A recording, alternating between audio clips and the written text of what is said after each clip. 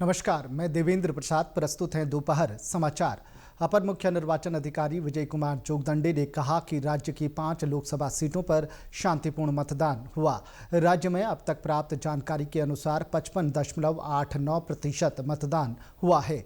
उन्होंने कहा कि अभी तक प्राप्त जानकारी के अनुसार अल्मोड़ा लोकसभा सीट पर 46.94%, गढ़वाल लोकसभा सीट पर 50.84%, हरिद्वार लोकसभा सीट पर 63.5%, नैनीताल उधम सिंह नगर सीट पर 61.35% और टिहरी गढ़वाल सीट पर 52.57% मतदान हुआ है। उन्होंने कहा कि सभी पोलिंग पार्टियों के पहुंचने और स्क्रूटनी के बाद मतदान प्रतिशत का पूरा आंकड़ा प्राप्त हो जाएगा। उन्होंने बताया कि 27,139 मतदान कार्मिकों और पुलिस कर्मियों द्वारा पोस्टल बैलेट के माध्यम से मतदान किया गया है। अल्मोड़ा लोकसभा सीट पर 46.94% का मतदान हुआ है।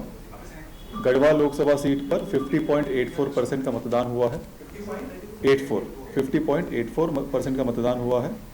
हरिद्वार लोकसभा सीट पर 63.5% का मतदान हुआ है। नैनीताल उधम सिंह नगर सीट पर 61.35% का मतदान हुआ है और टिहरी गढ़वाल सीट पर 52.57% का मतदान हुआ है। देहरादून से पिथौरागढ़ हवाई सेवा के यात्रियों के लिए अच्छी खबर है।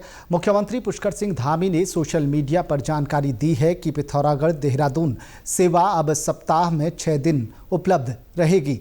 पहले ये सेवा सप्ताह में महज 3 दिन ही उपलब्ध थी। मुख्यमंत्री ने कहा कि सरकार राज्य में हवाई सेवा नेटवर्क को मजबूत करने के लिए प्रतिबद्ध है। उन्होंने कहा कि पिथौरागढ़ सेवा को यात्रियों की मांग के अनुरूप बढ़ाया जा रहा है। आज महावीर जयंती है। इस अवसर पर राष्ट्रपति द्रौपदी मुर्मू और प्रधानमंत्री नरेंद्र मोदी ने लोगों को शुभकामनाएं दी हैं। प्रधानमंत्री ने नई दिल्ली के भारत मंडपम में भगवान महावीर के 2550वें निर्वाण महोत्सव का उद्घाटन किया। उन्होंने स्मारक डाक टिकट और सिक्का भी जारी किया। प्रधानमंत्री ने कहा कि शांति, संयम और सद्भावना से जुड़े भगवान महावीर के संदेश विकसित भारत के निर्माण में देश के लिए प्रेरणापुंज है। उन्होंने कहा कि भगवान महावीर ने अहिंसा, सत्य, अस्तेय, ब्रह्मचर्य और परिग्रह के सिद्धांत देकर शांतिपूर्ण सहअस्तित्व और विश्व बंधुत्व को बढ़ावा दिया। बागेश्वर जिले के कई जंगल इन दिनों वनाग्नि की चपेट में हैं। जंगल में लगी आग के कारण वातावरण में धुंध है। सुबह शाम चल रही हवा के कारण आग तेजी से फैल रही है। खबडोली के जंगल में पिरूल अधिक होने के कारण आग तेजी से फैलने लगी है। सूचना मिलने पर वनकर्मी मौके पर पहुंचे और आग पर काबू पाया। वहीं नीलेश्वर के जंगल में भी आग लग गई। आग लगते ही इसकी सूचना लोगों ने दमकल विभाग को दी। सूचना के बाद मौके पर पहुंचे कर्मचारियों ने आग पर काबू पाया। वहीं धर्मघर के बिनाड़ी जाखनी के जंगल धधकने लगे हैं। वहीं कपकोट तहसील के भराड़ी बाजार के पीछे जंगल में लगी आग तेजी से बाजार की ओर बढ़ने लगी, जिससे अफरा तफरी मच गई। फायर ब्रिगेड ने मोर्चा संभाला तथा भारी मशक्कत के बाद आग को आवासीय परिसर की तरफ आने से रोका, जिससे दुकानदारों तथा लोगों ने राहत भरी सांस ली। आग बुझाने के लिए वन विभाग के साथ ही दमकल विभाग लगा हुआ है। राज्यपाल गुरमीत सिंह ने उत्तराखंड की जैव विविधता को बढ़ावा देने की आवश्यकता पर बल दिया है। देहरादून स्थित राजभवन परिसर में बर्ड वॉचिंग के दौरान राज्यपाल ने कहा कि लोगों को इसके प्रति जागरूक करना होगा ताकि देश दुनिया को राज्य की जैव विविधता के बारे में पता चल सके।